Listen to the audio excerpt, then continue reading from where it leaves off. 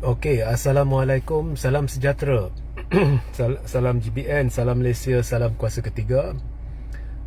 Maaf ya, lambat, sepatutnya 1:30 pagi. So seperti biasa, jika audio jelas boleh minta bantuan untuk maklumkan kepada saya. Share ramai-ramai ya. Dan juga sertai Telegram saya, Regi JC Ritaudin. Type Regi JC Ritaudin dan sertai Telegram saya. Dan juga jika ada gangguan siaran sebentar lagi, jangan ke mana-mana, teruskan bersama saya.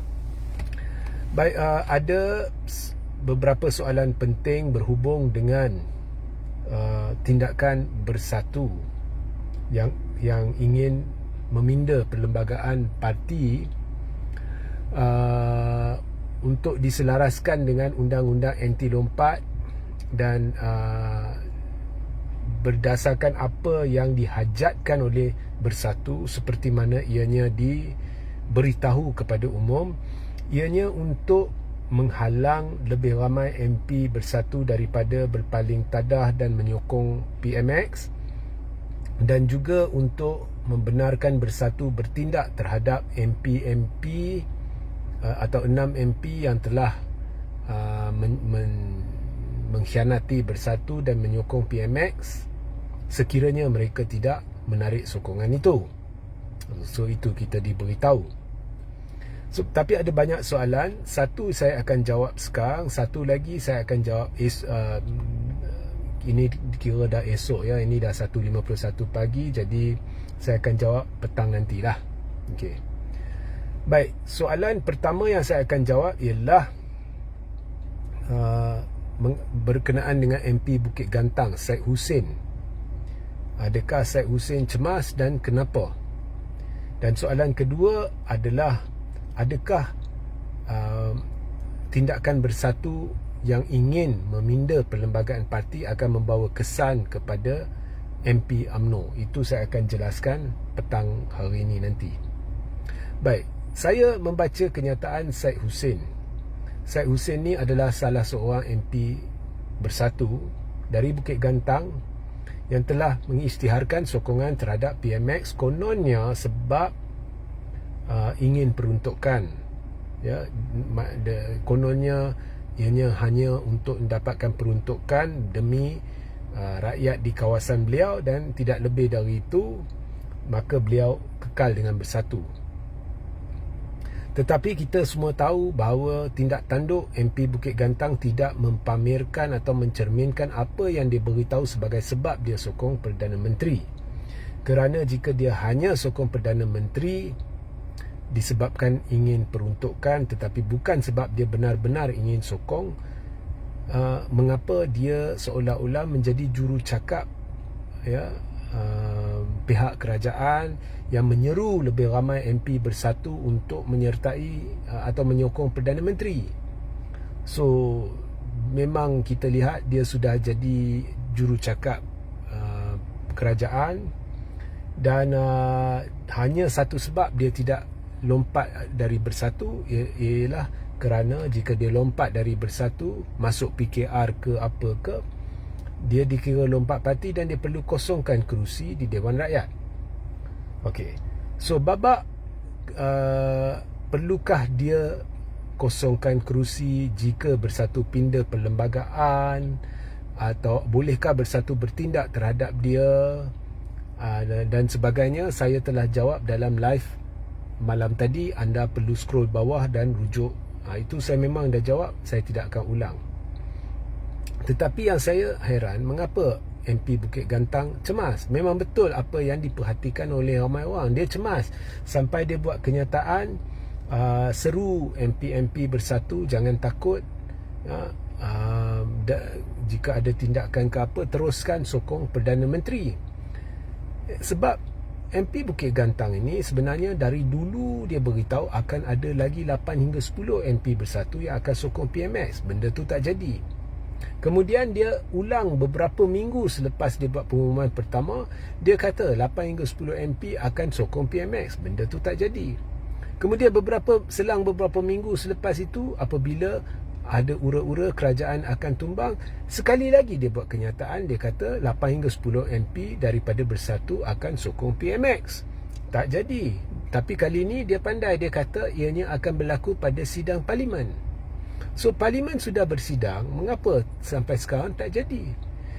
Kalau dulu mereka cepat-cepat ingin mengisytiharkan sokong PMX, mengapa pada pengumuman terakhir yang MP Bukit Gantang buat beberapa minggu lepas, dia beritahu bahawa perkara itu akan jadi bila parlimen bersidang. Kalau dah ada jumlah 8 hingga 10, semestinya mereka akan umum cepat-cepat bahawa mereka sokong PMX.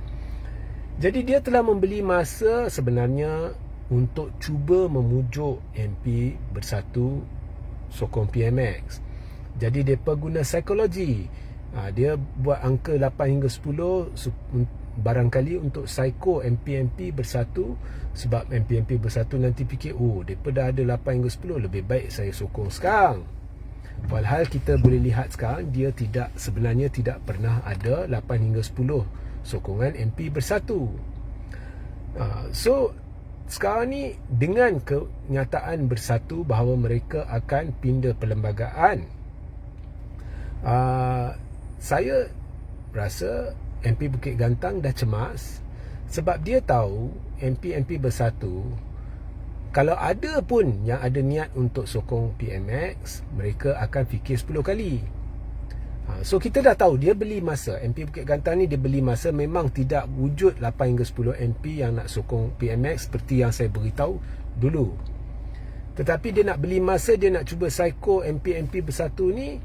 Sekarang bila Bersatu buat keputusan nak pindah perlembagaan, maka dia tahu ianya amat sukar untuk pujuk MP Bersatu sokong PMX.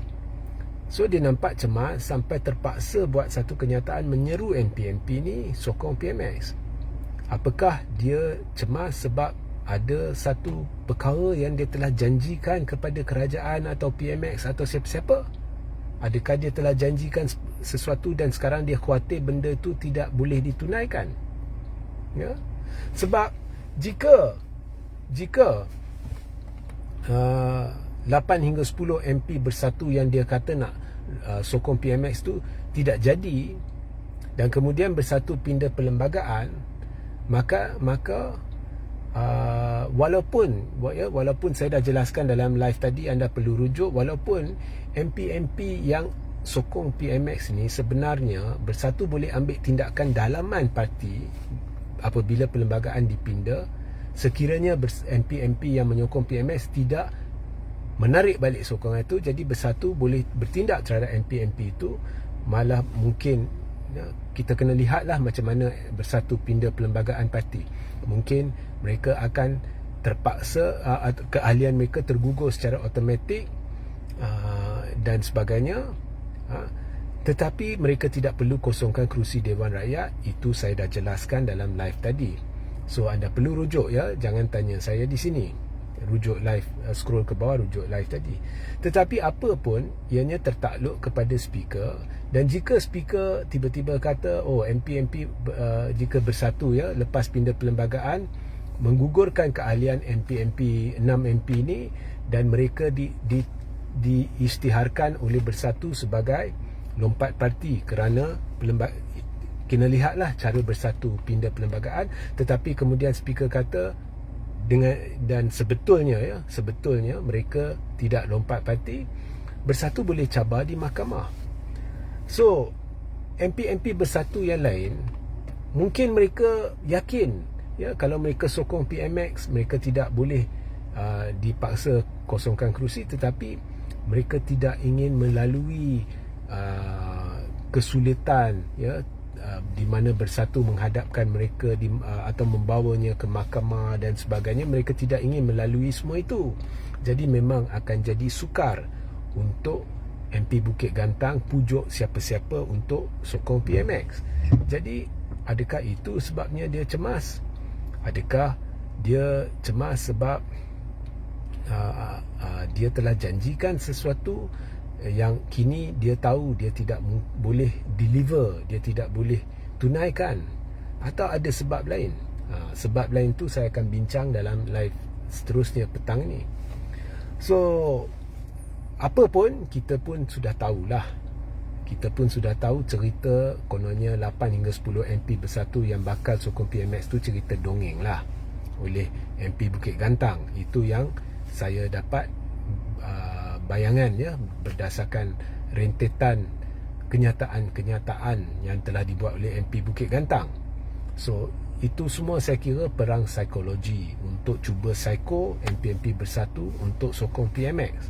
So sekarang nampaknya ada tahap kecemasan lah, okay, dalam